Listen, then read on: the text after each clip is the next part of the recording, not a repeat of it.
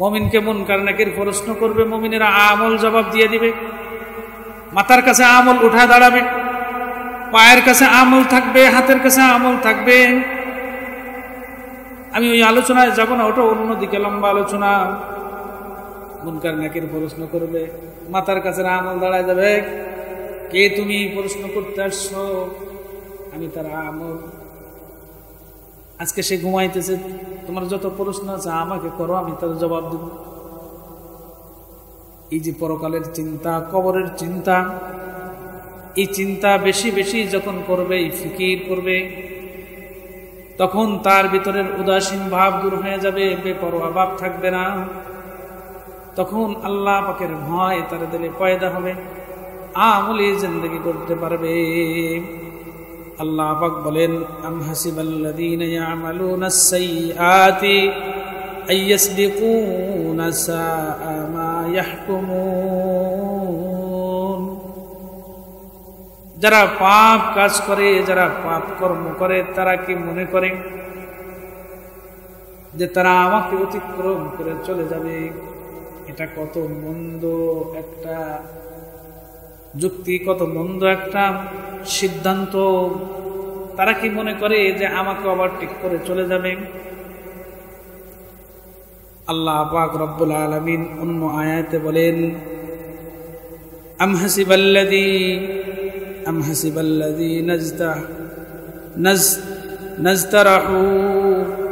হাসিবাল্লাযী নাজতারাহুস সাইয়্যাতি আনাজআলুহুম কাল্লাযীনা আমানু ওয়া আমিলুস সালিহাত। যারা দুষ্কর্ম করে, যারা অপকর্ম করে, যারা পাপ করে, যারা পাপী, তারা কি মনে করে তাদের সঙ্গে আমি সেই ব্যবহার করব যেই ব্যবহার যারা ঈমান এনেছে, নেক আমল করছে, তাদের সাথে আমি করব? তারা কিভাবে সেই ব্যবহার করব? যারা পাপের কাজ করে, যারা গুনাহের কাজ করে, তারা কি মনে করে আল্লাহকে ওভারটেক করে চলে যাব? আল্লাহ পাক রব্বুল আলামিন দুনিয়ার জিন্দেগিতে মানুষকে ছাড় দেন, কিন্তু ছেড়ে দেন না। আল্লাহ পাককে ওভারটেক করে চলে যাওয়ার কোনো পথ, কোনো পন্থা নাই, কখনো নাই। যে কর্ম করবা, যতটুকু করবা, প্রত্যেকটা বিষয় আল্লাহ পাকের কাছে হিসাব দিতে হবে। এই চিন্তা, এই পরকালের চিন্তা যদি মানুষ বেশি বেশি করে, তার ভিতরে গাফলাত দূর হয়ে যায়। যদি চিন্তা করে, হ্যাঁ আল্লাহ পাক ফরজ বিধান দিয়েছিলেন, এই বিধানটা মানি নাই, আল্লাহ পাক পাকড়াও করবেন, আমার হিসাব নিকাশ হবে, এই চিন্তা যখন তার ভিতরে ঢুকবে, তার বেপরোয়া ভাব দূর হয়ে যাবে, আমলের আগ্রহ পয়দা হয়ে যাবে। এই যে বেশি বেশি আখিরাতের চিন্তা করছে, আখিরাতের চিন্তা ফিকির করার কারণে তার ভিতর থেকে গাফলাতি দূর হয়ে গেছে। জিজ্ঞেস করছে, মাথা সা কিয়ামত কখন হবে? এই কিয়ামতের জন্য কতটুকু প্রস্তুতি গ্রহণ করছে? তাহলে আখিরাতের চিন্তা যখন আসবে, তখন কিয়ামতের প্রস্তুতির চিন্তাটাও মাথায় এসে যাবে। এই কারণে ময়দানে মাশারে জবাব দেওয়া লাগবে। এই আমল যদি ঠিক করতে পারি, তাইলে আমি গাফলাত মুক্ত জিন্দেগি করতে পারবো। ঈমান, বিশ্বাস, জবানে স্বীকার করা, দিলে বিশ্বাস করা, আমলে পরিণত করা। আমরা কোন কোয়ালিটির মুমিন? আমরা জবানে স্বীকার করেছি, দিলে বিশ্বাস করেছি, কিন্তু পূর্ণ নয়, আমলে পরিণত মোটেও না। এই কোয়ালিটির ঈমানওয়ালা আমরা। মুমিন তো সে যে আল্লাহ পাকের সকল বিধানকে, সব কিছুকে এক বাক্যে স্বীকার করেছে, বিশ্বাস করেছে, আমলে পরিণত করেছে, সেই মুমিন। আল্লাহ পাক মুমিনদেরকে ডেকে বলেছেন, ওই মুমিনদেরকে বলছেন। আমরা যেই কোয়ালিটির মুমিন, আমাদের হালাত কি হবে এটা আল্লাহই ভালো জানে। পূর্ণ একেবারে পরিপূর্ণ মুমিন হতে হবে। ঈমানের ভিতরে, আমার মুমিনত্বের ভিতরে কোনো ঘাটতি না থাকে, পূর্ণ মুমিন হতে হবে। ওয়ালা তামুতুন্না ইল্লা ওয়া আনতুম মুসলিমুন, মুসলমান না হয়ে মৃত্যুবরণ করো না। এটা কোন মুসলমান বলছে? পূর্ণ মুসলমান, 100তে 100। যদি কোনো মানুষ তার দিলে ইস্তেকামাত করতে পারে, হিম্মত পয়দা করতে পারে, তো আল্লাহ পাক তাকে পূর্ণতা দান করেন। আজকের আলোচনার বিষয় ভিন্ন। আমরা গত কয়েক জমায় আলোচনা করছি, গুনাহমুক্ত জিন্দেগি গড়তে চাই, গুনাহমুক্ত জিন্দেগি গড়া চাই, গুনাহমুক্ত জিন্দেগি করা চাই, গুনাহমুক্ত আমল করা চাই, সন্দেহমুক্ত জিন্দেগি করতে চাই, সন্দেহমুক্ত আমল করতে চাই। আজকে আলোচনা গফলাত মুক্ত জীবন গড়া দরকার, গফলাত মুক্ত জিন্দেগি গড়তে চাই। আসলে গাফলাত শব্দটা কি এটা আগে বুঝতে হবে, তাইলে সব সহজ হয়ে যাবে। গাফেল শব্দ, গফলাত শব্দ উদাসীনতা, বেপরোয়া ভাব, উদাসীনতা, বেপরোয়া ভাব, কোনো পরোয়া না করা, এটা হলো গাফেল। বলছে যেমনি ভাবে গুনাহমুক্ত জিন্দেগি গড়তে হবে, সন্দেহমুক্ত জিন্দেগি করতে হবে, তেমনি ভাবে গফলাত মুক্ত জিন্দেগি, উদাসীন মুক্ত, বেপরোয়া মুক্ত জিন্দেগি করতে হবে। যদি কেউ উদাসীন মুক্ত জিন্দেগি না গড়ে, তাইলে তাদের জন্য ক্ষতি কি, আর উদাসীন মুক্ত জিন্দেগি গড়লে তার ফজিলাত কি, এই সম্পর্কে আলোচনা। হেডলাইন বুঝে নিতে হবে, তাইলে বাকিগুলো সহজ হয়ে যাবে, খেয়াল করলে বুঝে আসবে। উদাসীনতা, বেপরোয়া, এই গফলাত মে উদাসীন এর ভিতরে আমাদের জিন্দগি। দেখেন প্রত্যেকটা বিষয়, আমলের ব্যাপারে, দৈনন্দিন জিন্দগির ব্যাপারে, এক কথায় দ্বীনের ব্যাপারে আমরা বড় উদাসীন, বড় গাফেল। একজন মানুষ তার জিন্দগিটা গাফলাতিতে কাটিয়েছে, এখন শেষ সময় এসে যখন মৃত্যু এসে যায় তখন ভাবে হাই কি করলাম, তারা জিন্দগি গাফলাতিতে কাটাই দিচ্ছে, কিছুই করতে পারিনি। উদাসীন মুক্ত জিন্দগি গড়লে তার ধর্ম কর্ম এ ব্যাপারে কি হয়, সচেষ্ট হয়, তার দায়িত্ব কর্তব্যের ব্যাপারে সে সজাগ থাকে। আর যদি উদাসীন হয়ে থাকে, বেপরোয়া হয়ে থাকে, তাইলে তার দায়িত্ব সঠিকভাবে পালন করে না, দ্বীন ও ধর্মের ব্যাপারেও সে তার জিন্দগি গড়ে উঠাইতে পারে না। উদাসীন মুক্ত জিন্দগি গড়ার ব্যাপারে আল্লাহ পাক কি বলেন? এ ব্যাপারে আল্লাহ পাক রব্বুল আলামিন কোরআনের ভিতরে ইরশাদ করেন, আউযু বিল্লাহি মিনাশ শাইতানির রাজীম,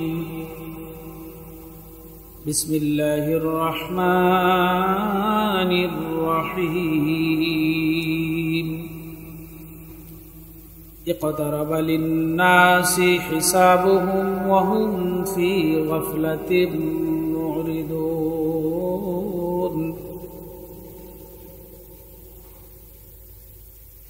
মানুষের হিসাব নিকাশ আসন্ন চলে এসেছে, অতি নিকটে, কিন্তু এ ব্যাপারে তারা বড় গাফেল, তারা উদাসীন হয়ে দ্বীন ও ধর্মের কাছ থেকে বিমুখ হয়ে গেছে। মানুষের হিসাব কিতাব আসন্ন, অর্থাৎ অতি নিকটে, কিন্তু এ ব্যাপারে তারা গাফেল, এ ব্যাপারে তাদের কোনো খবর নাই। আল্লাহ পাকের এই আয়াত যখন মানুষ শ্রবণ করবে তো দিলের ভিতরে এই খেয়াল আসতে পারে, প্রশ্ন উঠতে পারে, হিসাব নিকাশ তো হবে ময়দানে মাশারে, কিয়ামতের ময়দানে আল্লাহ পাক বিচারকের আসনে বসে হিসাব করবেন। সেটা তো অনেক দেরি, অনেক দূর। কিন্তু আল্লাহ পাক কোরআনের ভিতরে বললেন, মানুষের হিসাব নিকাশ নিকটে সন্নিকটে চলে এসেছে, কিন্তু তারা গাফেল। তাদের এই প্রশ্নের জবাব হলো, যেই জিনিসটা নিশ্চিত হবে, যেই জিনিসটা নিশ্চিত আসবে, যেই জিনিসটা নিশ্চিত ঘটবে, সেটা দূরে নয়, সেটা কাছে। কিয়ামত নিশ্চিত ঘটবে, কিয়ামত নিশ্চিত হবে, এ ব্যাপারে কারোর সন্দেহ আছে? কথা বলে না। কিয়ামত কি হবে? নিশ্চিত কিয়ামত ঘটবে, এ ব্যাপারে কোনো সন্দেহ নাই। এটা দূরের কথা না, এটা নিকটের কথা। মানুষ মনে করতে পারে হিসাব নিকাশ হবে ময়দানে মাশারে, কিন্তু আল্লাহ পাক বললেন সন্নিকটে। আল্লাহ পাকের এই কথার শানে রাসূল কি বলেন? قال رسول الله صلى الله عليه وسلم ألا إنما هو آت قريب وإنما البعيد ما ليس بآت। আল্লাহ নবী সাল্লাল্লাহু আলাইহি ওয়াসাল্লাম বলেন,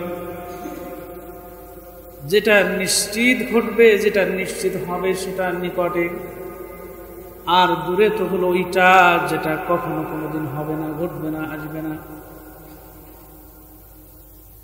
মানুষের জিন্দেগি, কিয়ামত নিশ্চয়ই ঘটবে, নিয়ামত নিশ্চয়ই হবে, এ ব্যাপারে কারোর কোনো সন্দেহ নাই। যেহেতু কিয়ামত নিশ্চিত, তাহলে বিচার ও হিসাব হবে, এটাও নিশ্চিত। তাহলে যেই জিনিসটা নিশ্চিত ঘটবে সেটা নিকটে, সেটা দূরে নয়।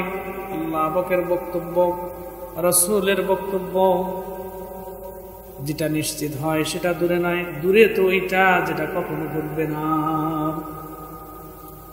সাধারণত মানুষের মৃত্যুর পর কবর থেকে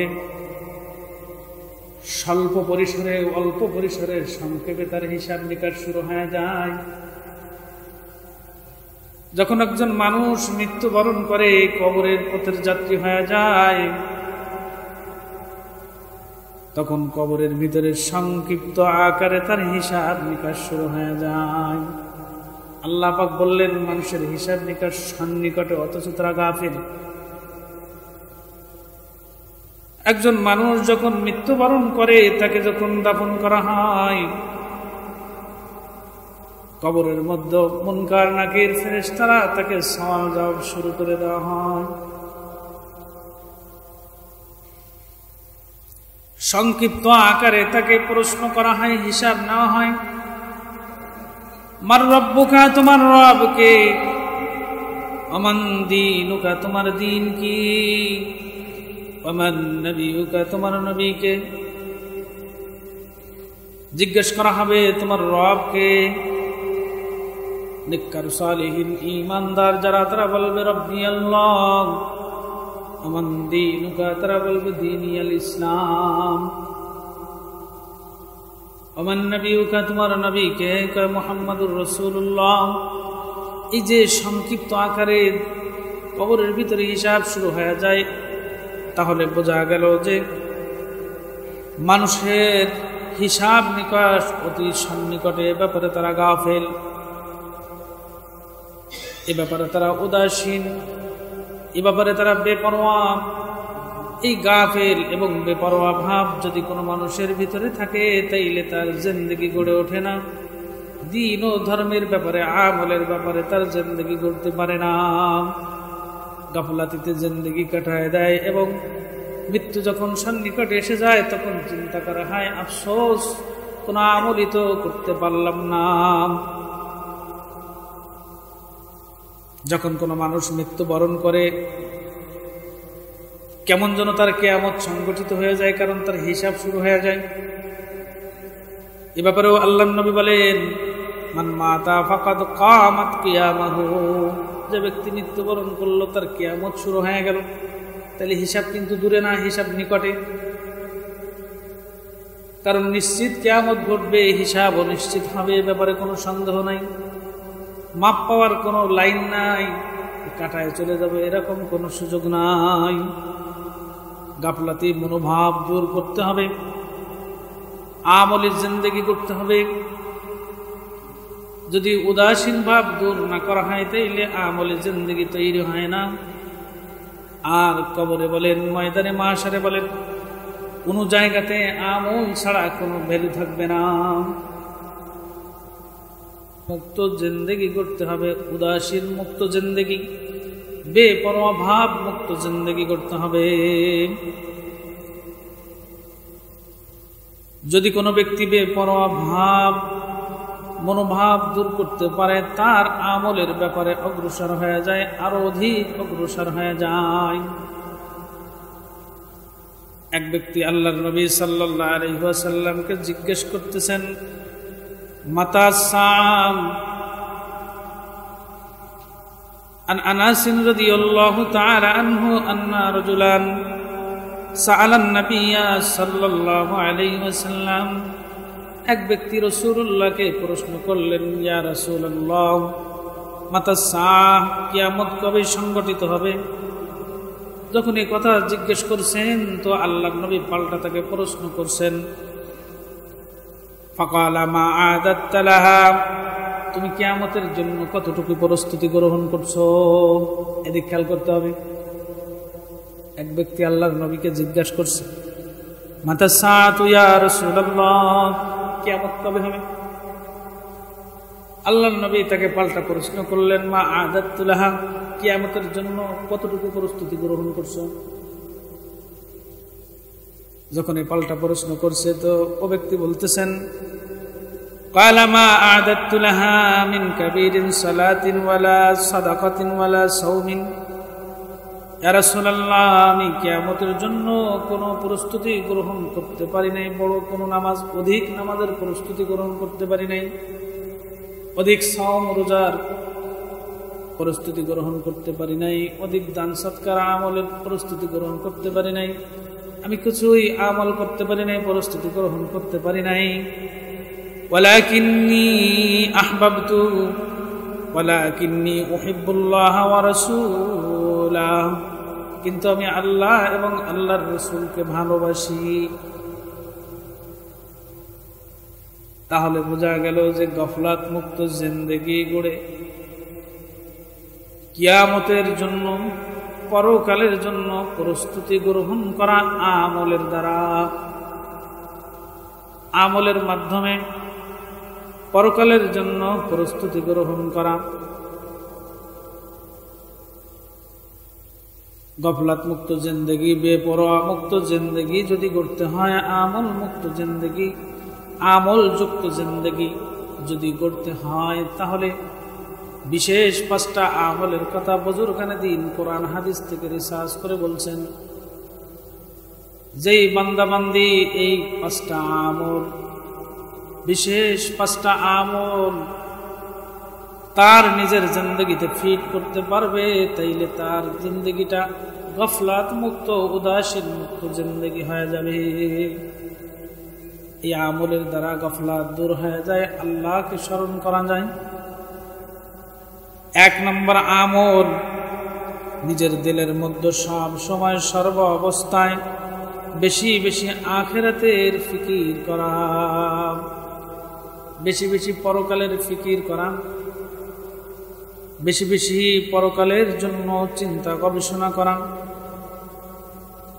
কারণ মৃত্যুবরণ হয়ে যাবে, কবরে রাখবে, মুনকার নাকির প্রশ্ন করবে, সওয়ালের জবাব, মুনকার নাকির সওয়ালের জবাব যখন সঠিকভাবে মুমিন বান্দা দিয়ে দিবে, তার কবরটা রাওযাতুম মির রিয়াজিল জান্নাহ হয়ে যাবে। আর যারা গফলাতওয়ালা জিন্দেগি নিয়ে, উদাসীন জিন্দেগি, বেপরোয়া জিন্দেগি কাটিয়ে কবর জিন্দেগিতে হাজির হয়ে যাবে, ওরা মুনকার নাকির সওয়ালের জবাব দিতে পারবে না, ওদের জন্য কবরটা হুফরাতুম মিন হুফারিন নার হয়ে যাবে। আল কবরু রাউযাতুম মির রিয়াজিল জান্নাহ, কারোর জন্য কবরটা হবে জান্নাতের বাগিচা, জান্নাতের টুকরা। আও হুফরাতুম মিন হুফারিন নার, আবার কারোর জন্য কবরটা হয়ে যাবে জাহান্নামের টুকরা, জাহান্নামের একটা গর্ত হয়ে যাবে। যখন গফলাত মুক্ত জিন্দেগি গড়ে আমল করছে তো সে মুমিন হয়ে গেছে। মুমিনকে প্রশ্ন করবে, মুমিন প্রশ্নের জবাব দিয়ে দিবে। মুমিনকে মুনকার নাকির প্রশ্ন করবে, মুমিনেরা আমল জবাব দিয়ে দিবে। মাথার কাছে আমল উঠা দাঁড়াবে, পায়ের কাছে আমল থাকবে, হাতের কাছে আমল থাকবে। আমি ওই আলোচনায় যাব না, ওটা অন্যদিকে লম্বা আলোচনা। মুনকার নাকির প্রশ্ন করবে, মাথার কাছে আমল দাঁড়ায় যাবে। কে তুমি প্রশ্ন করতে আসছো? আমি তার আমল। আজকে সে ঘুমাইতেছে, তোমার যত প্রশ্ন আছে আমাকে করো, আমি তার জবাব দেব। এই যে পরকালের চিন্তা, কবরের চিন্তা, এই চিন্তা বেশি বেশি যখন করবে, এই ফিকির করবে, তখন তার ভিতরের উদাসীন ভাব দূর হয়ে যাবে, বেপরোয়া ভাব থাকবে না। তখন আল্লাহ পাকের ভয় তার দিলে পয়দা হবে, আমলি জিন্দেগি করতে পারবে। আল্লাহ পাক বলেন, আম হাসিবাল্লাযীনা ইয়ামালুনাস সাইয়্যাতি আইয়াসবিকুনা সাআ মা ইয়াহকুমুন। যারা পাপ কাজ করে, যারা পাপ কর্ম করে, তারা কি মনে করে যে তারা আমাকে অতিক্রম করে চলে যাবে? এটা কত মন্দ একটা যুক্তি, কত মন্দ একটা সিদ্ধান্ত। তারা কি মনে করে যে আমাকে ওভারটেক করে চলে যাবে? আল্লাহ পাক রব্বুল আলামিন অন্য আয়াতে বলেন, আম হাসিবাল্লাযীনা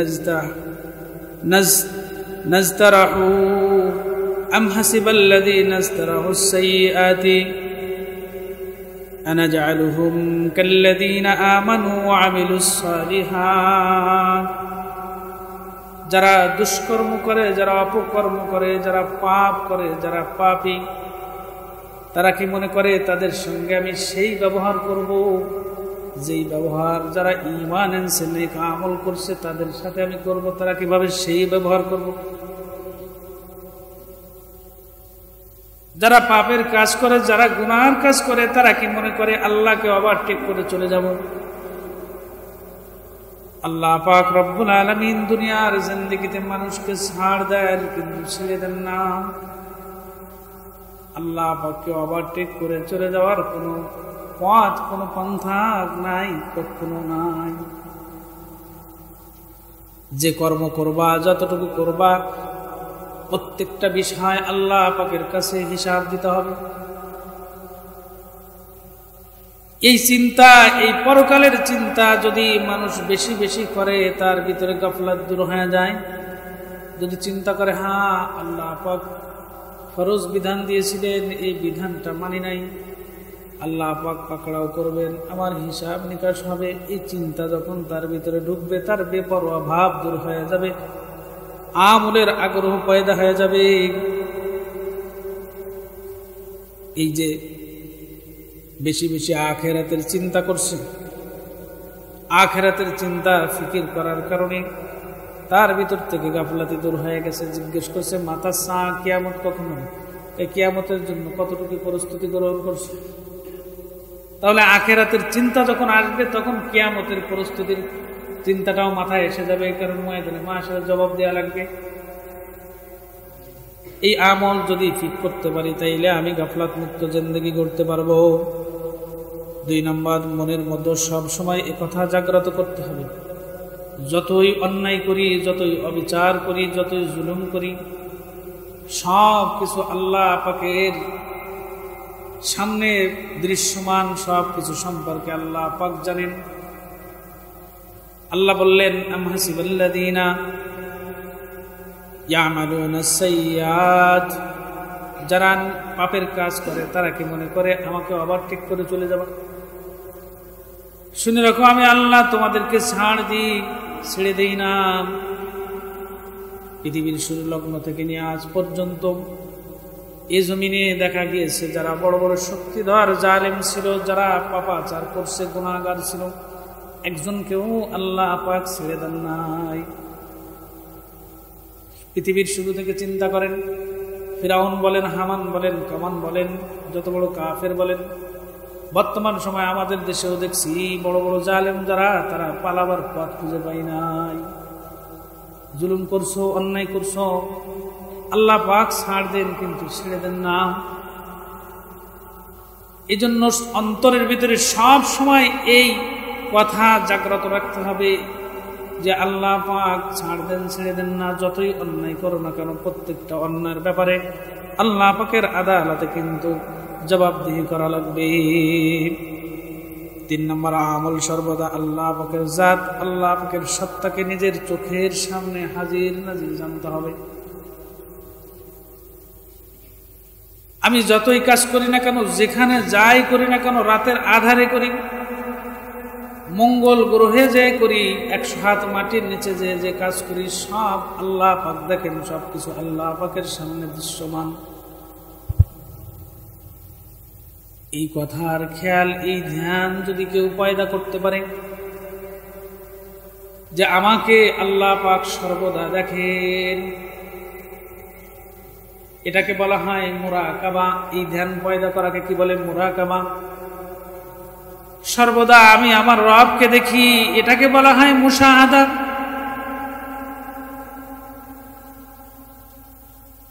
মুরাকাবা, মুশাহাদা, এই ধ্যান, এই খেয়াল পয়দা করা।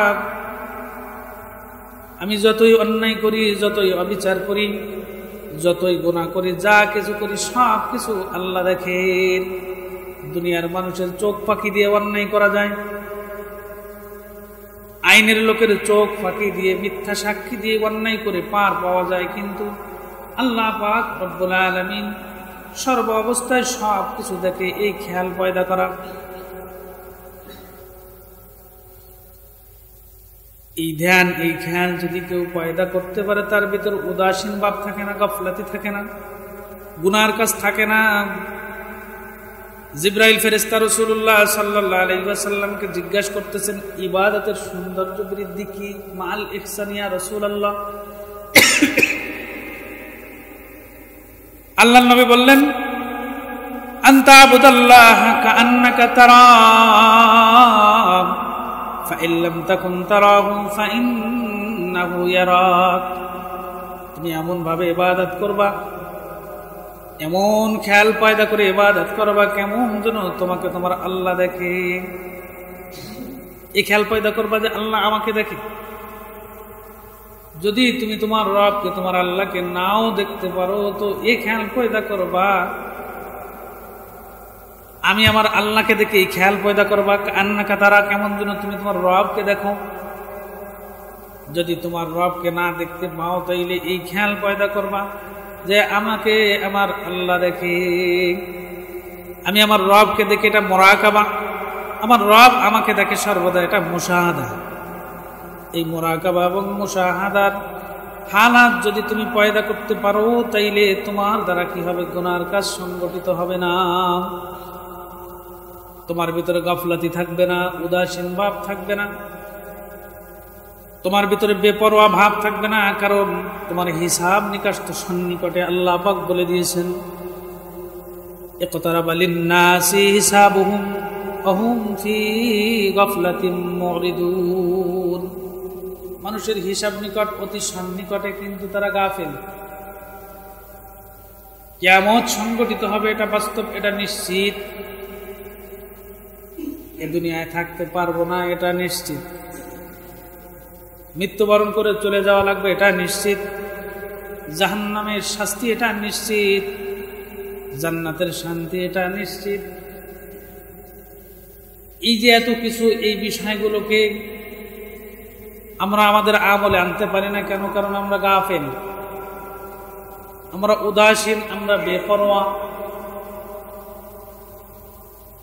আমরা পূর্ণ ঈমানদার নই। এখন যদি জিজ্ঞাসা করি পূর্ণ মুমিন পূর্ণ ঈমানদার কারা, সকলে হাত উঁচু করবেন। কিন্তু নিজের দিলের কাছে প্রশ্ন করেন, আপনি কি আদৌ পূর্ণ মুমিন? যদি আমি আপনি পূর্ণ মুমিন হইতাম, তাইলে আল্লাহ পাকের বিধানকে কেমনে তরক করে? আরে মুমিন তো আল্লাহ পাকের বিধান তরক করতে পারে না। যারা গাফেল না, যারা বেপরোয়া না, তারা তো আল্লাহ পাকের কোনো বিধানকে ছাড়তে পারে না। কয়টা বলবো? দোষ যদি বলা শুরু করি, বলতে বলতে সময় শেষ হবে, কিন্তু আমাদের দোষের শেষ হবে না। যদি আমি পূর্ণ মুমিন হইতাম, গাফেল না হইতাম, তাইলে রাসূলের আদর্শকে কেন আমার ভিতরে বাস্তবায়ন করতে পারি নাই? আমার ব্যক্তি জীবনে আল্লাহ এবং তার রাসূলের বিধানকে বাস্তবায়ন করতে পারি নাই। আমার পারিবারিক জীবনে আল্লাহ এবং তার রাসূলের বিধানকে বাস্তবায়ন করতে পারি নাই। আমার সমাজে, আমি সমাজপতি, আমার সমাজে আল্লাহ এবং তার রাসূলের বিধানকে বাস্তবায়ন করতে পারি নাই। আমার দেশে আমি শাসক, আমার দেশে আল্লাহ এবং তার রাসূলের বিধানকে বাস্তবায়ন করতে পারি নাই। তুমি কিসের ঈমানদার? তোমার ঈমানের গ্রেড কি? এটা আমি আমার কলবকে প্রশ্ন করি, জিজ্ঞাসা করি। এই যে আমল, বিশেষ 5টা আমলের কথা বলছি, তার ভিতরে 3টা আমল বলছি, 2টা রয়ে গেছে। এই আমলগুলো যদি মানুষ করে, তার ভিতরে বেপরোয়া ভাব দূর হয়ে যায়। আজকের আলোচনার বিষয়বস্তু ছিল গাফলাত মুক্ত জিন্দেগি গড়া, বেপরোয়া মুক্ত জিন্দেগি গড়া, আল্লাহ পাকের ভয় দিলের ভিতরে পয়দা করা, আল্লাহ পাকের ভয় অন্তরে পয়দা করে পূর্ণ মুমিন হয়ে আল্লাহ পাক আমাদের সকলকে দুনিয়া থেকে যাওয়ার মতো তৌফিক দান করেন।